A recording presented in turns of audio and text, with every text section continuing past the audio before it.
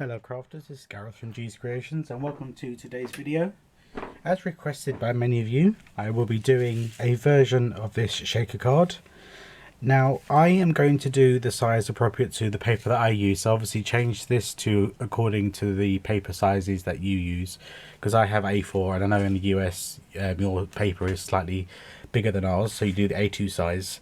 I'm going to be using the little Meow paper pack that is sold in gsembellishmentemporium.com. There'll be a link in the top corner here, and that's where you'll find the blog posts for this particular tutorial. I try and do blog posts for each tutorial that I do now, and they're located there as well. I don't know what you guys do with your leftovers, but I've got these large sealable bags that I use in the store, and what I do is if the paper pad fits in them, I put the paper pad in there, and only the cut-offs that I have I then put in here, so then it's all contained in one place, and I just think that's a really good idea. I've cut all my papers that I need, so you're going to need 3 that are the same size, but we'll go through why you need 3 of the same size in a moment, and you need 2 that roughly make up one of those, just with a little gap, but I'll go through why you need those. I'm going to use this maple leaf memory box die in this particular tutorial. The first thing I'm going to do, and you're more than welcome to use your Martha Stewart board, but because it's UK sizes, the Martha Stewart board doesn't really work for me, so I tend to just fold my cards freehand. Right, so I'm going to do that first, and then the next thing I'm going to do is I'm going to then bring the flap to the score line and fold again. That, when I have something in front of it, will create the easel card aspect of this card. So let's move on to the shaker element. Now I use acetate from stamp sets. I always keep the acetate from my stamp sets and give them a clean and use that. So the next thing we'll need is your cuttle bug, and you'll need your plates. Now you'll need a B plate, a C plate and an A plate, and the sandwich that you use, which I'm sure you all know, is A, B and C. Right, let me get my little die and the paper that I'm going to use. Now I've decided to have this paper on the inside of the shaker element. No, I haven't. I'm going to have that on the outside, and I'm having this paper on the inside. So I need to put the holes in the stripy paper. So I am just going to, and I will be doing I will be placing the die in various places on the paper.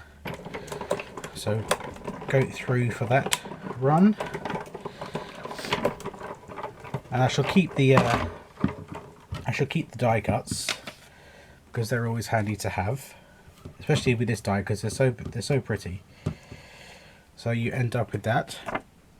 So I'm now going to place the die in another area and put it back through the machine, and slightly change the angle as well.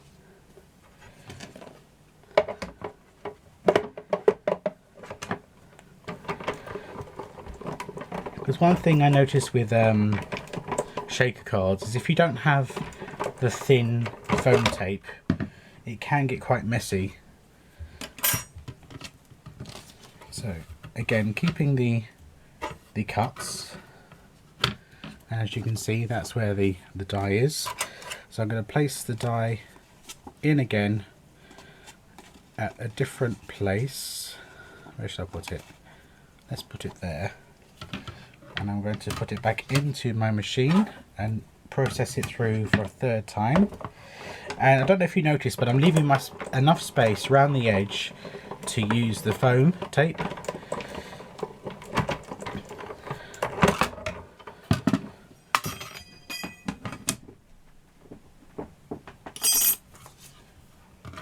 Because the place in which I will be placing the foam tape will be around the outer edge, because that way it makes it easier. Right, we're done with the cuttle bug. That's away.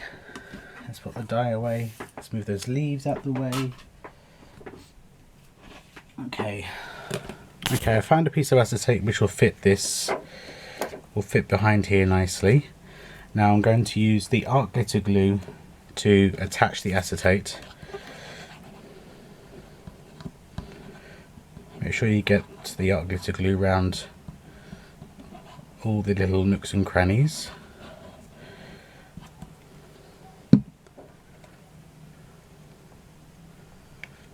And then I'm going to sandwich that just like so. So now the acetate is here. Now when it comes to the foam tape I use this foam tape here which I get cheaply off eBay. I'm going to go around the outside.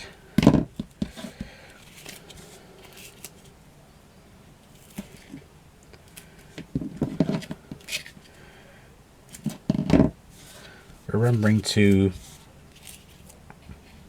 make sure each side butts up because you don't want the your shaker contents to be falling out.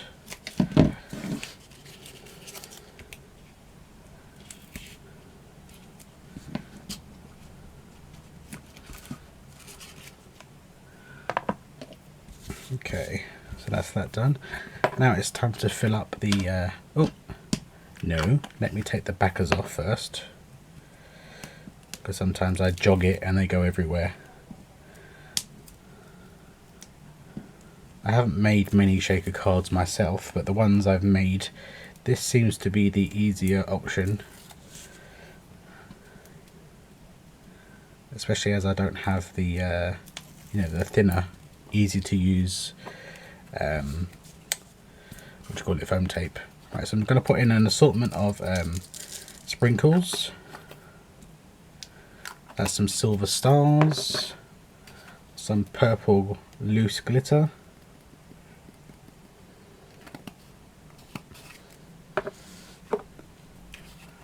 some silver loose glitter,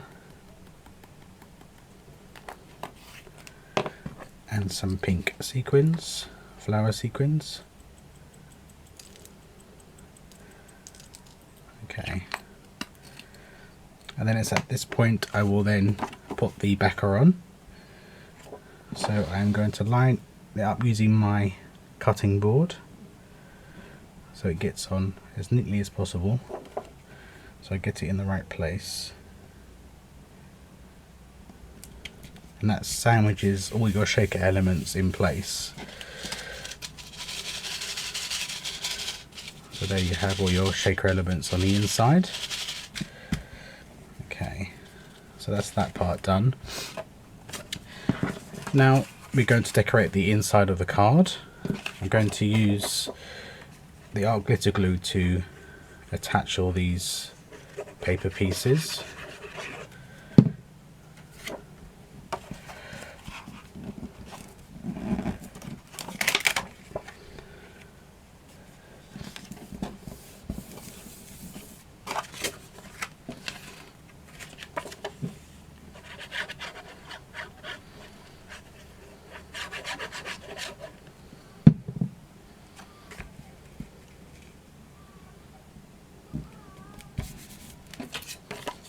And the good thing about using papers all from one paper pack is that you know they're all going to match.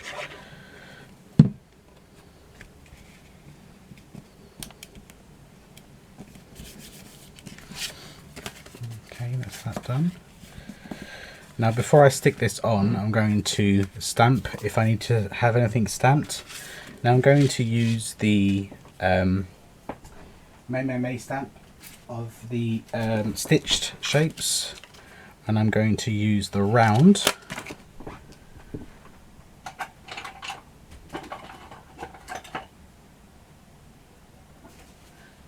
and some peachy pinky colour offcuts and the VersaFine ink. So I'm going to ink that up. Get a wet wipe.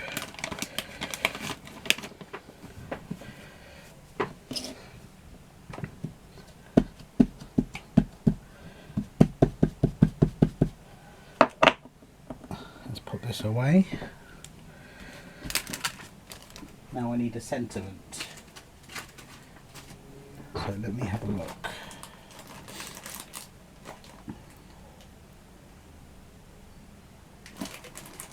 And there's so many lovely sentiments from May's, but I think I might use this one and just have and this is Define Emotion, which is, as you can see, one of the stamp sets I use quite a lot. I do love this stamp set. It is very multi-purpose. It has multi-purpose usage for sure. And I'm going to use the Love, and I'm going to pop that in there. Clean it off. Close that up.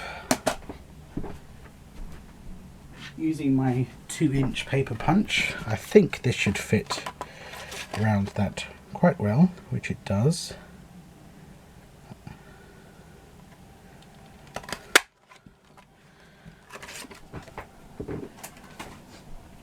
That will act as my raised area. I'm also going to use some of this purple ribbon, which is just a bit from my stash. It was actually sent to me by a lovely friend of mine. I'm going to put this on the back. Actually, I think I want a little bow or something. So let's have a go. Let's see how bows aren't my strong point. I don't really want a bow, I just want the tails, like I did in the other one. So I want them to be slightly angled. Let's just trim those down.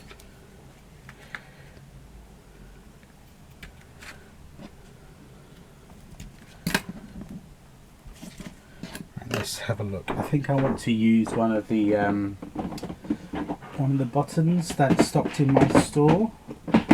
One of the gingham or the stripe maple leaves, if I can find them.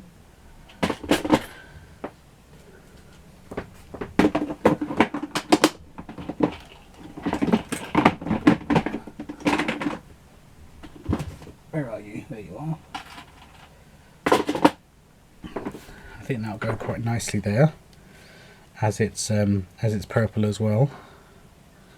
So I'm going to use a glue dot, and the glue dots are stocked in my store as well. So using one of the glue dots, I'm going to pop him just to the side of the bow, which I'll put him on top of the bow. Let's have a go. Put another glue dot on because I think I ruined that one.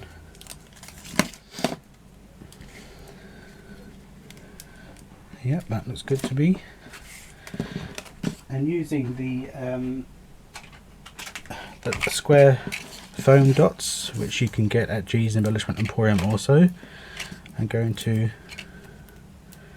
put some around the sentiment, because it doesn't have to be propped up, you know, loads. It just has to be enough to support the easel part of the card.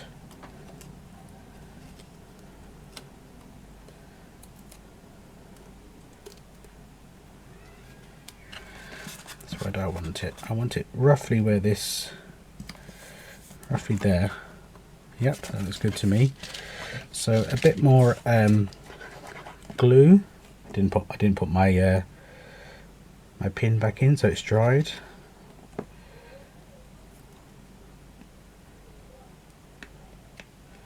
I think next week I'll do all the nautical cards that everybody has requested to see also.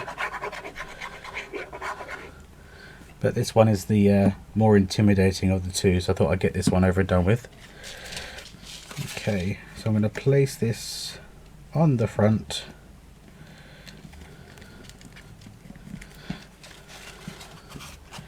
And then it just sits behind that sentiment there. And of course you could decorate it further. You could put some stamps up here maybe. It's entirely up to you how much or how little you decorate them. And there's all your glitter on the inside. So there's the two cards. Let me get some gems for this one, like I did on this one here. So I've got some pink gems. So there we go. A couple of pink gems. One at the top, one at the bottom. Let's get the pin back in. I think I'm going to use the larger ones.